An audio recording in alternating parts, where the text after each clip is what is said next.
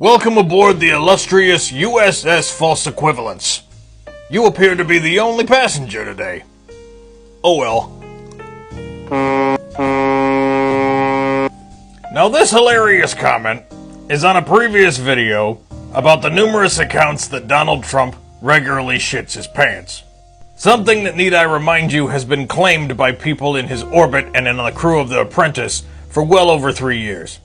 You then accused me of slandering a horrible, twice-impeached, insurrectionist, traitorous, bastard ex-president who looks like a sack of pig shit in a big suit. And this appears to be your clever retort. So let's take the two situations at face value, shall we? So as I've mentioned before, it's not just Donald Trump's crazy rhetoric. The fact that when someone asks him a straightforward question, his answer is off by a nautical mile. And his nonsensical all-caps rants on Turd Social seem to be off the fucking map. But many people he has worked with in the past, especially on The Apprentice, have claimed that he regularly shits his pants. I cannot confirm this, but it has been noted by many different people. And as I said, it's been going on for years. And for a man who is notoriously litigious and threatens to sue anyone who says anything about him, he is surprisingly quiet about this. There is only ever one reason why Donald Trump shuts his mouth about something. It's because he can't refute it. But again, still speculation on my part. Those videos were indeed meant to be funny in the first place. But if this claim about Donald Trump has been made multiple times over many years, and people are willing to go on TV, into interviews, and state these facts, and he says nothing, I would say that says something. You're telling me that if something was a horrific lie along these lines, going on for multiple years, you would say absolutely nothing if it were untrue? Because politicians notoriously don't like to say anything about problems or rumors that pop up, unless they become a recurrent problem and unavoidable. This would be considered a recurrent and unavoidable problem. It wasn't just something somebody mentioned on a one-off and was never talked about again. Which brings us to Joe Biden. The woman who made a 20-year-old accusation against Joe Biden of sexual assault simply recounted it to a few people who said she was manipulative and deceitful, and that her story often changed.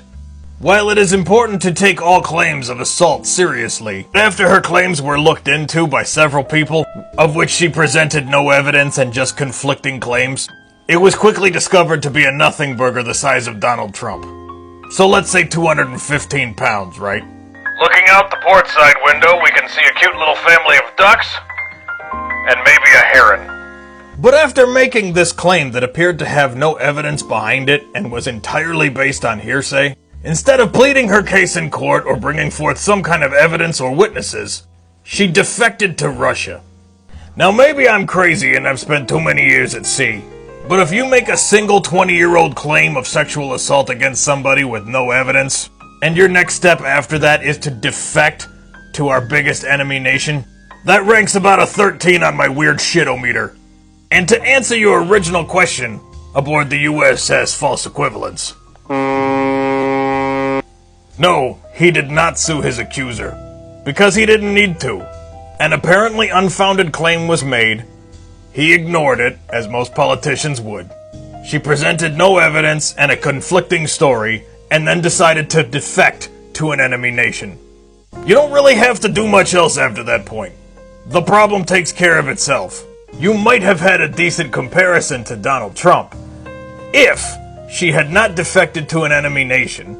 She had stayed and actually presented her case with evidence, told her story to multiple news outlets, and kept up the pressure for years to get accountability and justice for what supposedly happened to her. And Joe Biden had said absolutely nothing about it at that point.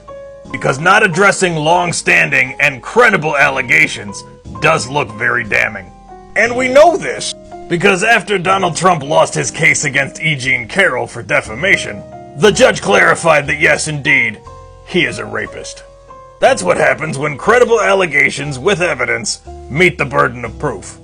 We could make a lovely comparison here to what would have happened if E. Jean Carroll had not presented that case and had instead just defected to North Korea. Because according to you, I guess that would have looked just fine. We hope you enjoyed your tour here on the USS False Equivalence. Most people try not to ride the boat twice.